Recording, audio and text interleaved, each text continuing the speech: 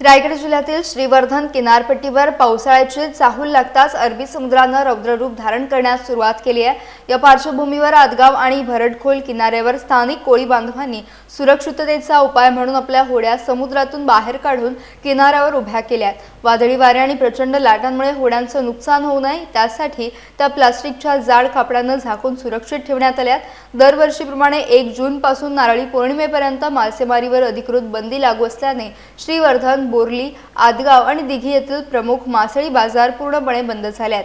हा काळ माशांच्या प्रजननासाठी महत्त्वाचा असल्याने समुद्राला विश्रांती मिळते, मात्र याच काळात शेकडो मच्छीमार कुटुंबांचे उपजीविकेचा गंभीर प्रश्न निर्माण होतो।